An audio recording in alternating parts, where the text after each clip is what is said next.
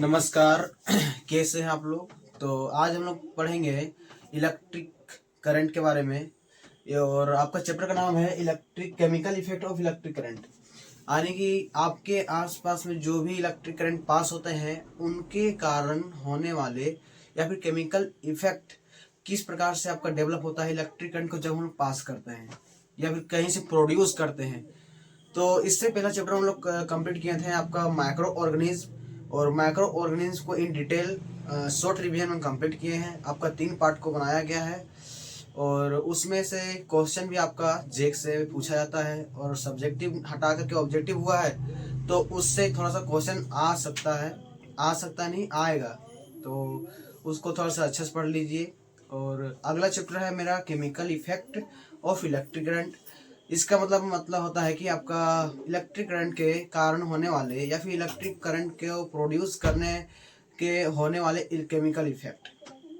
तो अगर आप अपने घर में और अपने आसपास में देखते हैं तो आपको पता चलता है कि आपके जितने भी आसपास के बल्ब है, इलेक्ट्रिक फैंस हैं या फिर इलेक्ट्रिक इंस्ट्रूमेंट हैं, सारा इलेक्ट्रिसिटी जब पास होता है तब चलता है। लेकिन इलेक्ट्रिसिटी हर किसी में पास नहीं हो सकता है। इलेक्ट्रिसिटी आपका आसपास के सभी प्रकार के मटेरियल में से फ्लो नहीं कर सकता है। कुछ में से फ्लो करता है, कुछ में से फ्लो नहीं करता है।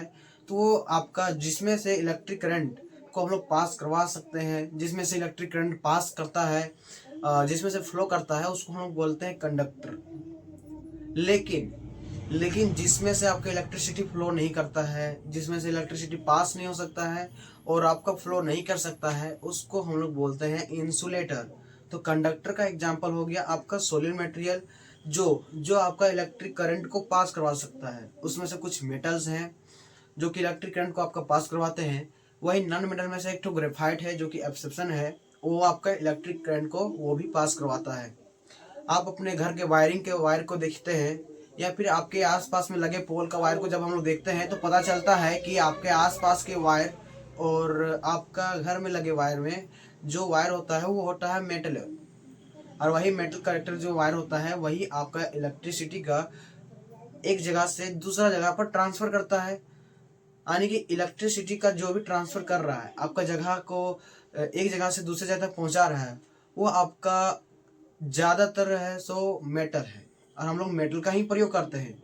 आपका वैसे इलेक्ट्रिसिटी का वाटर भी फैला सकता है, लेकिन वाटर जितना इलेक्ट्रिसिटी को फैलाता है उससे ज़्यादा हमारा वायर जो है वो आपका इलेक्ट्रिसिटी को ज़्यादा दूर तक प्रोड्यूस कर सकता है। तो आगे देखिए कि लिखा हुआ है डू लिक्विड कंडक्ट इलेक्ट्रिसिटी। एक टॉपिक पूरा पूरी बना हुआ है आपका लिक्विड में कि क्या आपका लिक्विड सही से और सही में इलेक्ट्रिसिटी को प्रोड्यूस कर सकता है। तो इसका आंसर होता है यस। आपका आसपास में जो लिक्विड होता है वो लिक्विड आपके इलेक्ट्रिसिटी को कंडक्ट कर सकता है और उसके पास कैपेबिलिटी होता है कि वो आपका इलेक्ट्रिसिटी को ट्रांसफर कर सकता है। जैसे कि अगर आप देखे होंगे कभी अगर पानी भींगा हुआ है और आप कोई स्विच को छू देते हैं तो स्विच को छूने के बाद आपको बहुत जोर का झटका लगता है, क्योंकि उसमें आप भींगे हुए हाथ होते हैं और वो भींगा हुआ हाथ जब जाके प्लग में टच हो जाता है और प्लग का इलेक्ट्रिसिटी आपके हाथ में टच होता है और उसका भींगा हुआ पानी से टच होता है तो वो आपका इलेक्ट्रिसिटी को ट्रांसफर कर देता है आपका हाथ में, जिसके कारण आपको लग जाता है झटका।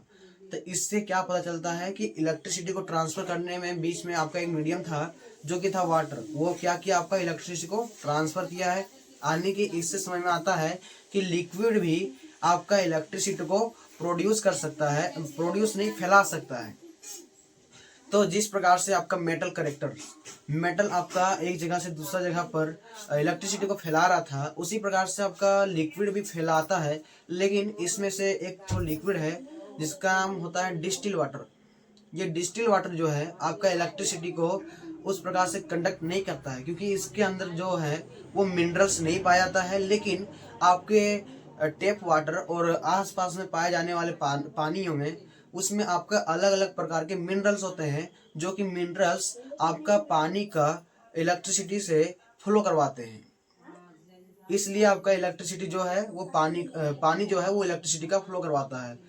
और अगर हम लोग देखें तो आपके आसपास में जो भी लेमन होता है या फिर अलग अलग प्रकार के एसिड होते हैं, वो भी आपके इलेक्ट्रिसिटी को कंडक्ट करने में बहुत मीडियम प्रोवाइड करता है। जैसे कि आप अगर आपके पास एक फ्रेश वाटर है, अगर आप उसमें कोई भी सल्फ्यूरिक एसिड को ऐड करते हैं तो वो वाटर पहले से ज़्यादा कंडक्ट करता है इलेक्ट्रिसिटी को, क्योंकि आपका जो एसिड है वो वाटर में फैलने के बाद इलेक्ट्रिसिटी को ज़्यादा कैरी करता है, और ज़्यादा कैरी करने की वजह से वो इलेक्ट्रिसिटी का प्रोडक्शन भी ज़्यादा करता है। तो हम लोग अभी शुरुआत किए थे इंट्रोडक्शन में, जिसमें हम लोग पढ़े हैं कि आपका इलेक्ट्रिसिटी क्या होता है और वो कौन कौन से चीज़ हैं जो इलेक्ट्रिसिटी को ट्रांसफर कर सकते हैं। तो जो इलेक्ट्रिसिटी का ट्रांसफर करते हैं उसको हम लोग बोलते हैं कंडक्टर, लेकिन जस्ट उसका अपोजिट जो इलेक्ट्रिसिटी का आपका कंडक्ट नहीं करता है, इलेक्ट्रिसिटी को ट्रांसफर नहीं करता है, उसको हम लोग बोलते हैं इंसुलेटर। उसके बाद दूसरा टॉपिक था कि क्या आपका कोई भी लिक्विड जो है वो इलेक्ट्रिसिटी को ट्रांसफर कर सकता है या नहीं कर सकता है। तो उसमें से हम लोग देखे हैं कि इलेक्ट्रिसिटी का आपका लिक्विड ट्रांसफर कर रहा था, क्योंकि उसके अंदर मौजूद था आपका अलग अलग प्रकार के मिनरल्स और इलेक्ट्रोलाइट्स, जो कि उसको ट्रांसफर करने में और आपका इलेक्ट्रिसिटी को एक जगह से दूसरी जगह प्रोड्यूस करने में हेल्प कर रहा था। जिसमें से हम लोग देखे हैं कि एसिड जब हम लोग ऐड करे थे, तो एसिड मिलने के बाद वो पानी का कंडक्टिंग सिटी को बढ़ा करके ज़्यादा कर रहा था और वो इलेक्ट्रिसिटी को भी पहले से ज़्यादा कंडक्ट करवा रहा था। तो इससे हम लोग को समझ में आता है कि आपके पास सिर्फ मेटेलिक नहीं, आपका वाटर भी जो है वो इलेक्ट्रिसिटी को प्रोड्यूस फैलाता है, और वो आपके इलेक्ट्रिसिटी को एक जगह से दूसरी जगह ट्रांसफर कर सकता है। अगला होता है electricity produce both heating and magnetic effect. इसका कहना है कि जब भी हम लोग इलेक्ट्रिसिटी को पास करवाते हैं, तो पास करवाने के बाद आपका वायर में एक हीटिंग इफेक्ट डेवलप होता है, या फिर आप कोई बल्ब जलाते हैं तो बल्ब जब ज़्यादा देर तक जलता है तो उसके ऊपर आप थोड़ा सा कभी भी हाथ रख के देखते हैं तो वो बल्ब आपका हो जाता है गर्म, क्योंकि जब आपका इलेक्ट्रिसिटी आपका बल्ब में ट्रांसफर होता है, बल्ब जब ग्लो करता है तो उस समय आपका इलेक्ट्रिसिटी जो है वो हीटिंग इफेक्ट को डेवलप करता है, इस वजह से आपका बल्ब जो है वो चलते चलते गर्म हो जाता है। तो इसका समझाने का मानता है कि आपका जो इलेक्ट्रिसिटी फ्लो करता है वायर में, वो इलेक्ट्रिसिटी फ्लो करने के बाद आपका हीटिंग इफेक्ट को और मैग्नेटिक इफेक्ट को डेवलप करता है। जब भी आप बड़े बड़े ट्रांसफार्मर और बड़े बड़े जहाँ पे आपका होता है बड़ा बड़ा मैकेनिज्म लगा होता है इलेक्ट्रिसिटी का, वहाँ पे अगर आप देखे होंगे तो आपको समझ में आता है कि कोई भी वायर एक बहुत ज़्यादा फोर्स ऑफ अट्रैक्शन के से किसी वायर को टानता है। उसको छुड़ाने के लिए हम लोग हैवी इंसुलेटर का यूज़ करते हैं, ताकि इलेक्ट्रिसिटी का हम लोग में ट्रांसफ़र ना हो जाए। वो इसलिए होता है क्योंकि आपका हैवी इलेक्ट्रिसिटी प्रोड्यूस करता है मैग्नेटिक इफेक्ट, और वो मैग्नेटिक इफेक्ट कभी भी किसी को भी अपने सामने खींच सकता है जब आप उसके अंदर हाई वोल्टेज को ट्रांसफ़र करते हैं। तब जिस प्रकार से आपका वोल्टेज ट्रांसफर होता है कोई भी वायर में, उस प्रकार से उसका हीटिंग इफेक्ट, उसका मैग्नेटिक इफेक्ट बढ़ जाता है।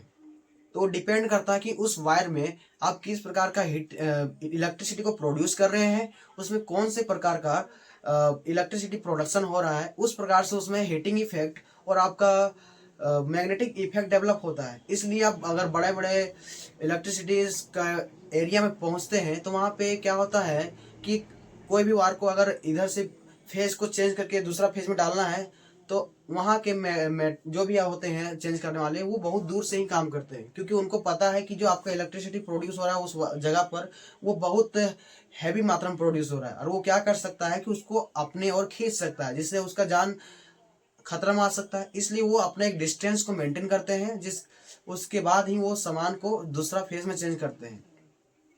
तो इससे क्या समझ में आता है कि आपके इलेक्ट्रिसिटी जो प्रोड्यूस होते हैं वायर में, वो हीटिंग प्लस मैग्नेटिक इफेक्ट को डेवलप करते हैं। ये आपका इलेक्ट्रिसिटी का गुण होता है। आगे देखिए, chemical effect of electric current.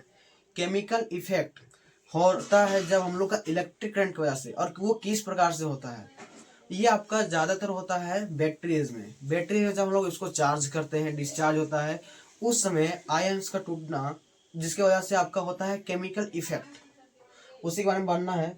तो देखिए एक डायग्राम है, ये डायग्राम को समझिए। दो कार्बन का रोड है, इलेक्ट्रोड जिसको हम लोग बोले हैं, इसमें वाटर मिला हुआ है और एसिडिक वाटर है। एसिडिक वाटर मतलब हो गया water plus sulphuric acid. Sulphuric acid मिलाने का मतलब है कि वाटर का कंडक्टिविटी को बढ़ाना। तो ये हो गया आपका acidic water. Water become more conductive. जब हम लोग एसिड को मिलाते हैं वाटर में तो वो आपका वाटर जो है उसको पहले से ज्यादा कंडक्टिंग हो जाता है, यानी कि वो जिस प्रकार से अपना रूप एक रूप में इलेक्ट्रिसिटी को प्रोड्यूस कर रहा था वो अपने से ज्यादा अब इलेक्ट्रिसिटी को प्रोड्यूस करता है, क्योंकि इलेक्ट्रिसिटी आपका बढ़ाने का काम करता है एसिड। वो जाकर घुलता है और उसका इलेक्ट्रिसिटी प्रोडक्शन को बढ़ा देता है। इसको कनेक्ट किया गया है बैटरी से। जब दो इलेक्ट्रोड में इलेक्ट्रिसिटी को पास किया गया तो ये क्या हुआ कि आपका जब पॉजिटिव टू नेगेटिव टर्मिनल से ये फ्लो कर रहा था तो ये वाटर जब इलेक्ट्रिसिटी को इस कंडक्टर की ओर ढकेल करके यहाँ से भेज रहा था, जब ट्रांसफर हो रहा था उस समय क्या हुआ कि एक इलेक्ट्रोड का डिकम्पोजिशन होने लगा और दूसरे इलेक्ट्रॉन में वो जा करके धीरे धीरे जमा होने लगा। ये आपका पूरा प्रोसेस समझाता है कि जब भी हम लोग इलेक्ट्रिसिटी का प्रोडक्शन करते हैं, इलेक्ट्रिसिटी को फ्लो करवाते हैं, तो उसमें कहीं ना कहीं हमारे बीच एक अलग प्रकार के केमिकल रिएक्शन देखने को मिलता है, जिसको हम लोग समझते हैं इस डायग्राम की मदद से समझ में आया है।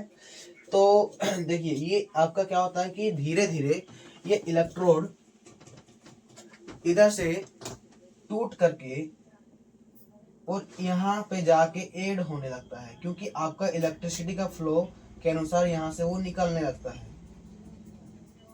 इस इलेक्ट्रोड का साइज मोटा हो जाता है, क्योंकि आपका इलेक्ट्रिसिटी का फ्लो जो होता है इसकी वजह से इलेक्ट्रोड ट्रांसफर करने लगता है इलेक्ट्रॉन को ट्रांसफर करता है। उस समय इसका साइज घट करके दूसरा इलेक्ट्रोड में बढ़ जाता है।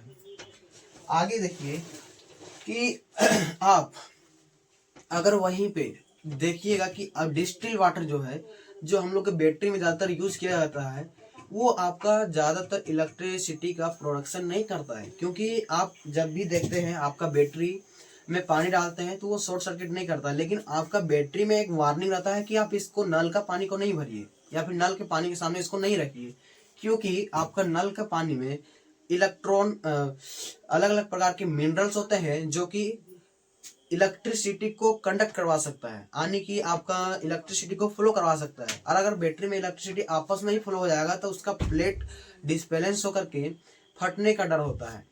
इसलिए हम लोग उसमें यूज करते हैं डिस्टिल वाटर का। डिस्टिल वाटर में कोई भी प्रकार का मिनरल्स नहीं होता है और वो आपका इलेक्ट्रिसिटी को ट्रांसफर नहीं करता है, जिसकी वजह से आपका प्लेट जो है वो आपस में चार्ज हो करके इलेक्ट्रिसिटी को प्रोड्यूस करके आपके होम के जो भी इक्विपमेंट है उसको रन करवाता है। अगर आप इसमें टेप वाटर को भर देते हैं तो टेप वाटर भरने से क्या होता है कि आपका जो मिनरल्स है वो मिनरल्स इसमें ट्रांसफर होने के बाद इसका प्लेट को आपस में जो चार्ज होते हैं उसको ये प्लस माइनस को मिला करके इसका प्लेट को डिस्ट्रॉय कर देते हैं, जिससे आपका बैटरी खराब हो जाता है।